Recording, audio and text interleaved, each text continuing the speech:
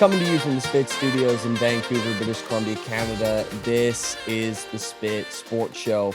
It's been a really sad 4-ish weeks for the Canucks ever since they really came out of the Olympic break. And before that, it's kind of erased from everybody's memory the fact that coming into this season, fans had tepid, admittedly, but real optimism coming into this season. JT Miller was traded mid-season last year. Rick Tocchet resigned in the offseason. It felt like a culture shift was coming for a team that desperately needed one, in which their season last year was all but taken over by the Pedersen-Miller saga and locker room issues and basically everything except for hockey. It felt like, with this being Hughes's last year with the Canucks, where he could sign an extension again, there was a real emphasis on the team to win this year, and a lot of people felt that a culture reset was going to be a big reason for that. The staff at Canucks Army, who I work for sometimes, predicted they would have 99 points before the year, secure a playoff spot. Instead, this team is the worst. They're the worst team in the National Hockey League by wins, by points percentage, by a bunch of other stats that I'm going to get into later in the video. Basically, everything you can put into a statistical category, the Canucks are towards the bottom, if not at the bottom of the NHL at. So with real expectations coming into a season, real optimism, and this kind of dreadful underperformance, usually this would translate into fans putting the head coach on the hot seat. We even see that in Edmonton right now with Chris Knobloch, who's been to back-to-back Stanley Cup finals. People in Edmonton are talking about his job security, with McDavid going out in the media talking about how well-coached the Lightning are. I think that was more about his love and admiration of John Cooper than it was a shot at Chris Knobloch. But again, I'm getting off topic here. Typically, when a team underperforms, the coach is the first one to come up in conversation as someone who should lose his job. But that has not materialized around Adam Foote really whatsoever. And the responses that I usually get when I bring this up to other Canucks fans is, well, there's only so much a coach can do.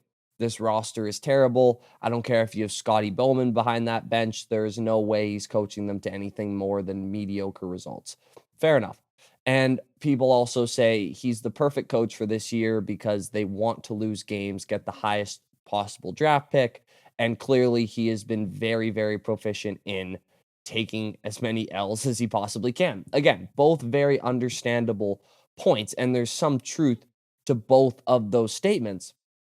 But completely absolving him from any accountability for how this season has gone so far, I think would be unobjective and flatly ridiculous, considering what we do with pretty much every other coach in the NHL.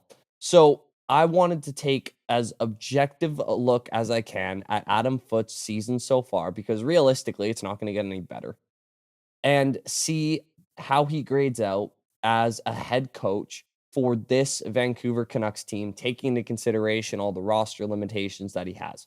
So coming into the season, what I found really interesting about Foote's, I don't want to say media tour, but introductory press conferences, where as a defensive guy who was the defensive stalwart mastermind, defensive specialist under Rick Tocchet beforehand, he talked a lot about his offensive systems coming into this season.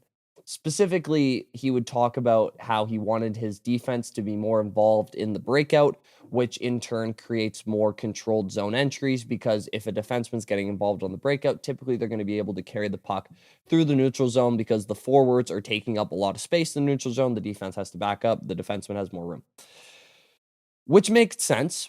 I mean, last season, the team ranked dead last in controlled zone entries. Canucks fans were very excited about the prospect of creating more chances off the rush, which again was something that they did not do under that old regime. And it's something that fans want to see.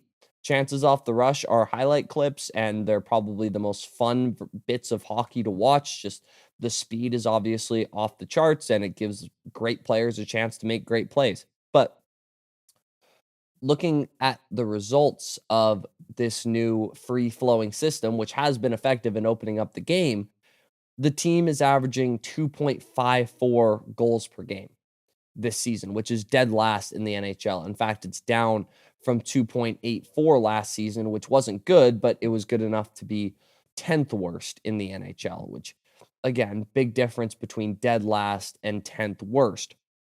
What this style also does, creating a free flowing game, rush chances both ways, is it puts a lot of pressure on the Canucks D to win one-on-one matchups against speed when the other team counters.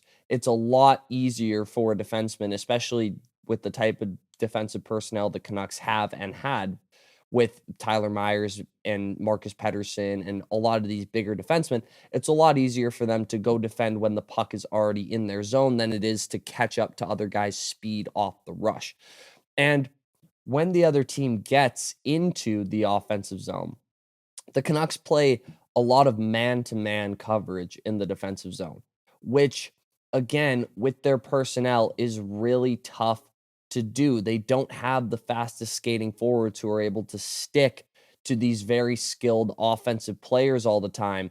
And a lot like man-to-man coverage in the NBA, when a guy gets beat off the dribble, or in this case, just one-on-one with the puck, it makes it so other defenders have to come over and help and hedge and leave other guys open for cross crease passes, which the Canucks have just been dreadful at stopping this season.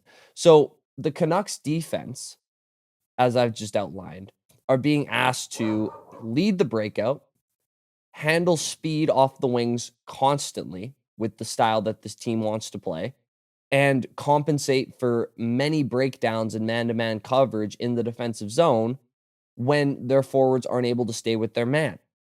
That just seems like it's too much for one unit to have on their plate. And don't get me wrong, it makes sense that the former defenseman head coach and Adam Foote would want his blue line driving play. And it made a whole lot of sense coming into the year, considering they had Quinn Hughes on that blue line.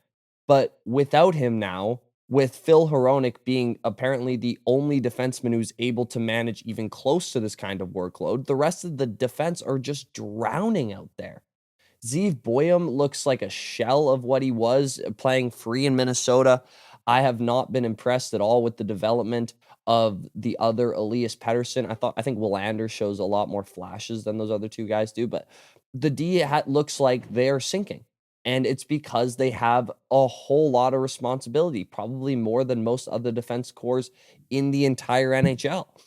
And it's not like this responsibility is making it so the defense are stepping up well and playing good defense because they're pushing so much offense. They're allowing the most goals per game in the NHL, and they also have the league's worst expected goals against. So it's not even like a PDO difference. They're just not good at playing defense. So it's time to rethink how the defensemen are being deployed on this team. It's just too much responsibility.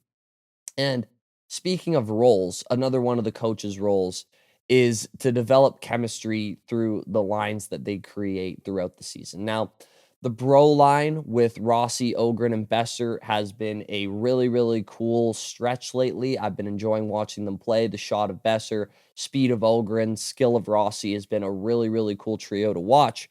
But in that top six, Foote has struggled all year trying to figure out the Elias Pettersson puzzle, which may be an impossible puzzle to solve, but the finishing piece is not Evander Kane. I can promise you that right now. Kane has spent more time on Pettersson's wing than any other forward by quite a bit. Kane is also the Canucks' leader in 5-on-5 ice time among all forwards by over 80 minutes. Please explain to me why a team that has publicly declared they are trying to get younger, they are trying to rebuild, they are trying to develop.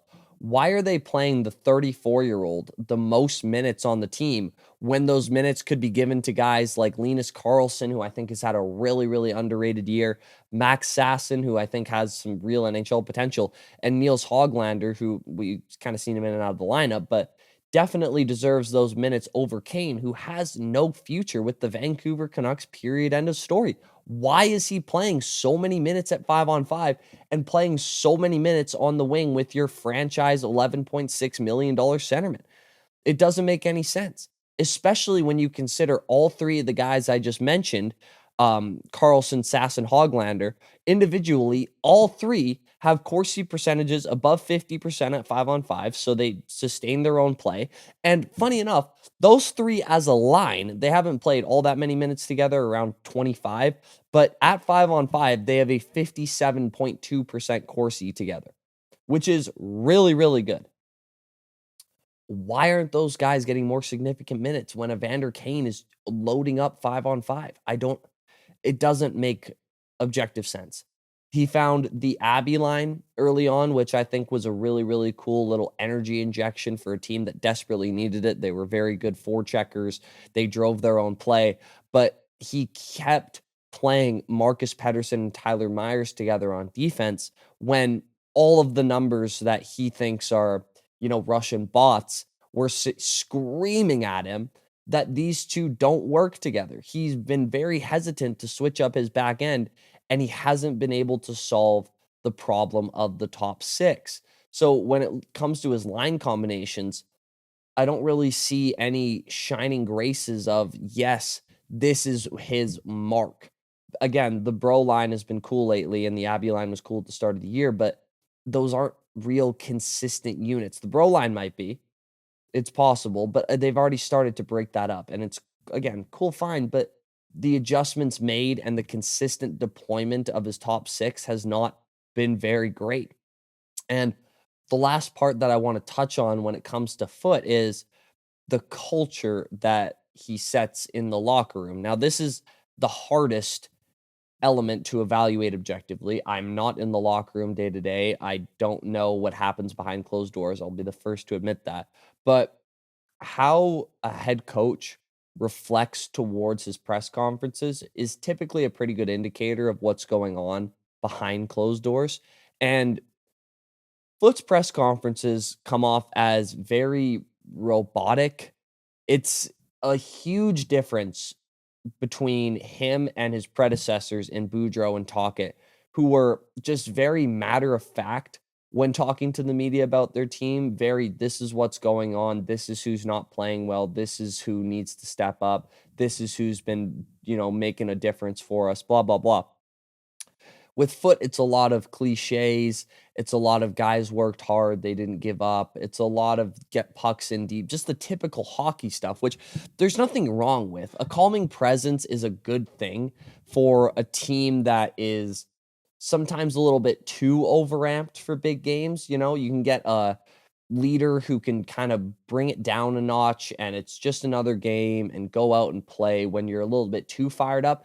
That is not the Canucks' problem this season at all. They struggle with urgency and coming out of the gates fast. They've allowed the first goal in a game. They've allowed the first goal at the third highest rate in the NHL this season, and they have consistently failed to recover when these games have not started out well. They have a 10-26 record when trailing first. That's one of the worst marks in the entire league. Listen, I understand that a lot of the culture stuff within Vancouver is not Foote's fault, especially the stink that's still hanging around from last year. It is hard to put out a culture fire when you're inside of the house as it starts. Again, he was Tocchet's assistant. He was a part of the whole JT Miller, Elias Pettersson fiasco, even if he wasn't a direct influence on it. He was around the room. The Canucks need a fresh start. They need a fresh voice. They need to rid themselves of all of that culture nonsense that has brought them from one game away from the conference finals to the worst team in the NHL. That doesn't happen because of talent deficiencies. That doesn't happen because of general management and player movement and bad signings. It doesn't happen that quickly unless there is a systemic issue within the culture of a locker room. Period. End of story. And they need to rid themselves of all of that stink. Get some Febreze in there, get a new voice, and just hit the reset button completely on this failed era of Canucks hockey. That's just my take.